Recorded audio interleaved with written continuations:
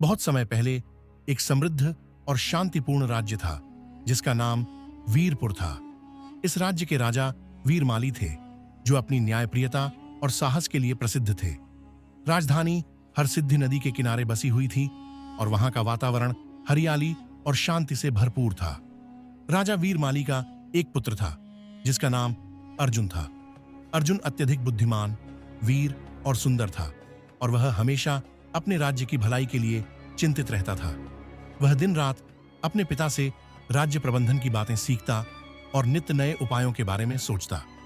एक दिन राजा के दरबार में एक वृद्ध साधक पहुंचे। उनका नाम आशी सुमेरु था और वे दिव्य शक्ति से संपन्न थे। उनके साथ एक अत्यंत सुंदर अश्व था जो किसी सामान्य घोड़े से कहीं अधिक ताकतवर और तेज था।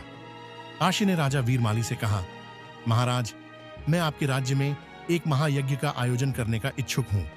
यह यज्ञ न केवल आपके राज्य को समृद्ध बनाएगा, बल्कि इसके द्वारा आपके राज्य में फैली सभी बुराइयां समाप्त हो जाएंगी। राजा ने आशी की बातों को ध्यान से सुना और कहा, धन्य हैं आप महर्षि, हम आपके यज्ञ में पूरी सहायता देंगे। लेकिन एक बात है, कुछ दिनों से एक दैत्य हमारे राज्य में आतंक मचा रहा है। वह हमारी समृद्धि और शांति में विघ्न डालने की कोशिश कर रहा है। ऋषि सुमेरु ने गहरी सांस ली और बोले, हाँ, हमें इस दैत्य के बारे में मालूम है। वह कालगति नामक राक्षस है जो यहीं आसपास के पहाड़ों में वास करता है। वह कभी हमारी साधनाओं को बिगाड़ने की कोशिश करता है, लेकिन हमें उसे अपनी शक्ति से समाप्त नहीं करना चाहिए। यदि हम उसे नष्ट कर देंगे तो प्रजा में भय और अशांति फैल सकती है।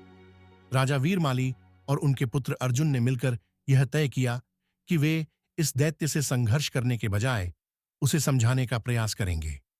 राजा और आशी सुमेरु ने मिलकर एक योजना बनाई और अर्जुन को उनके साथ भेजा। अर्जुन पहाड़ों में पहुंचा जहां कालगति दैत्य निवास करता था।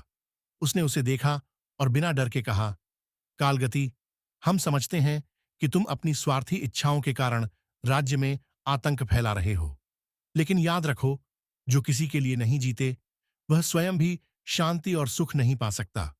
हम तुमसे आग्रह करते हैं कि तुम शांति से हमारी भूमि छोड़ दो।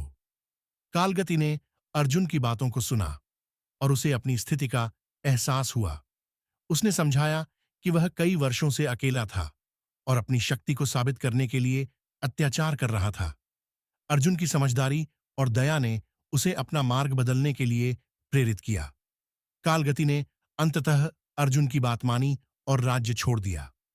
राजा वीरमाली और आशी सुमेरु ने मिलकर यज्ञ संपन्न किया, जिससे राज्य में शांति और समृद्धि लौट आई। अर्जुन को उसके साहस और बुद्धिमानी के लिए सराहा गया और वह राजा वीरमाली का प्रिय उत्तराधिकारी बना।